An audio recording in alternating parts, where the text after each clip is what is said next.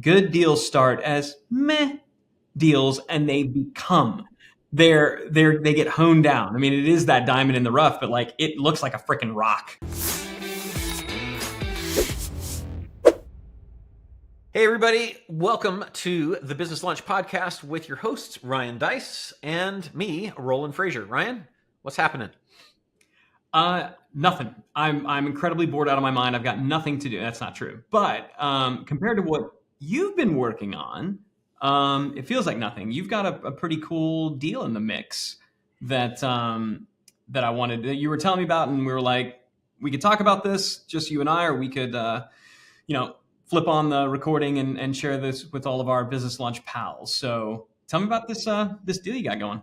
Yeah, this is the perfect example of why we do this program, because we would normally just chat about this as along with most of the things that we talk about on here, and so we're just kind of saying, hey, fly on the wall. If you guys want to see the stuff that we're doing and talking about, here you go. Okay.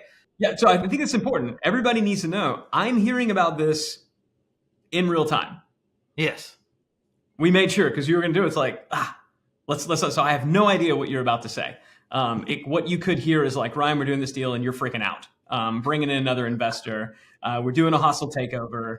It'd be an awkward episode. The reason that I have you trapped on this show is as we are talking, your office is being door lock changed and all the codes, all the computers. Now, what we what we have is a deal that came up, and it was from somebody that we were looking at maybe creating a strategic relationship with, and interestingly enough, this has come up twice in the last week.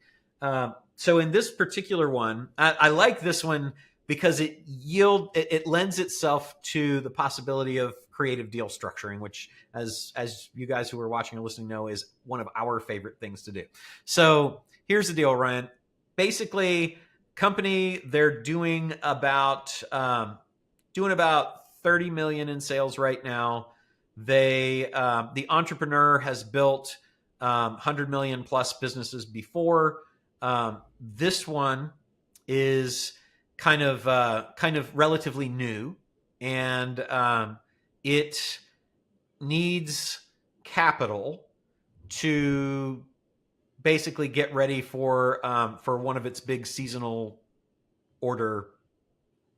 It's kind of a large bump in seasonal stuff around this time of year. We can't say the company name for privacy reasons, and among others. But can you say the industry? Online retail, kind of, I guess, e-commerce. Okay, consumer. Yes. So there's some events that are coming up that are big times, big pushes for them, and they get significant orders, kind of like Black Friday is for most other people. And so they're looking for some capital, and not a ton, but a couple $1,000,000, and they're going to use it to get ready for, to buy inventory, basically, to get ready for for the event, and they are going to get some working capital and payables and all the normal things people do with that money. They have the ability to get the capital from a couple of different sources, but it's relatively expensive. They've got the private equity option where you're looking at around 15% plus in terms of what the companies that are interested in potentially funding want. You've got is that 15% for debt or like interest rate, or that's what they take in equity? Both, basically. So an interest at a favorable valuation, plus it's preferred debt, effectively, that is going to return 15% before anybody else gets anything. And then another option, which was basically a reverse royalty, where somebody would put in the money and then they would get an override on gross sales in perpetuity. Kind of like a Shark Tank deal, if you've ever heard those. Yeah, I was going to say, that sounds like a Kevin O'Leary, Mr. Wonderful. I'm going to give you money and you're going to give me a royalty. So what's cool is that means there's funding that's available. And they approached us and said, hey, we have lots of strategic stuff that we can do together.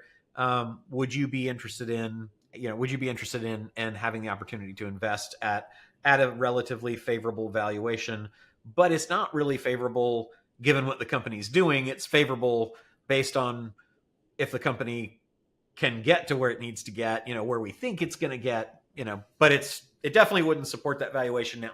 So here we are on the opportunity level with it. We would love to do a deal because they have a customer database that we would love to get into. They have industry contacts in a vertical that we're not in that they would love, or that we're in just a toe that we could get in, up to our waist with them.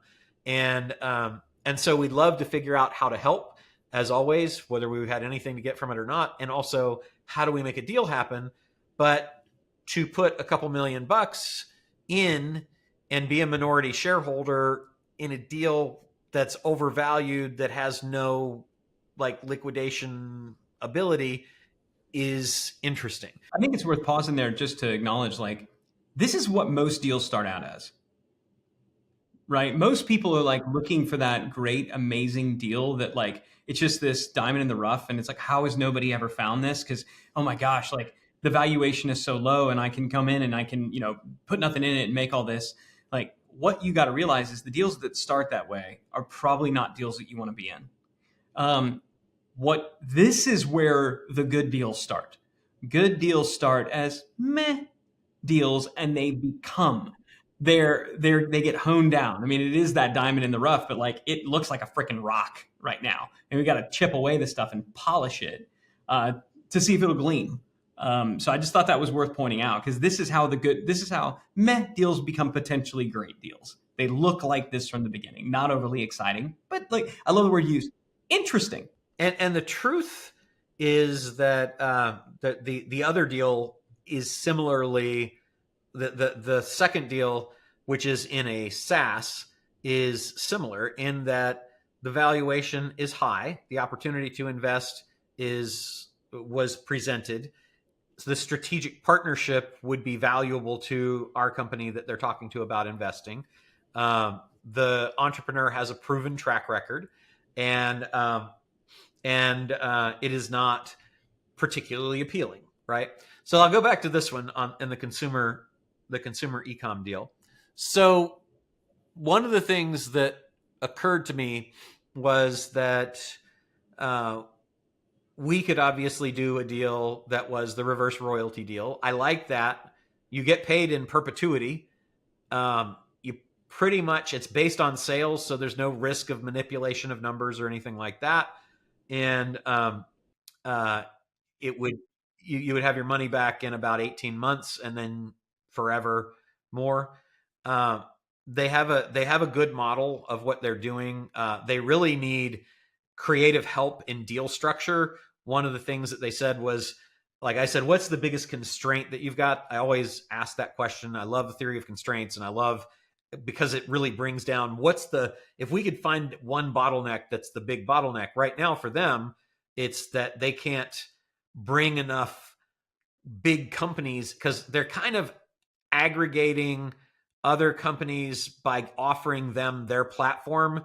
And some of the companies are paying to be brought in, and some of the other companies are just coming in, and then the cash flow happens on a split. So the ability to cut these deals is the biggest constraint.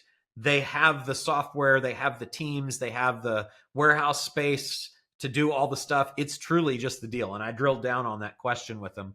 So one of the things that we could bring to them that would be valuable, if they didn't need actual cash, would be, we can accelerate cash flow through deal flow conversion, right? And so that's something that I think, because we haven't presented what we're going to do yet.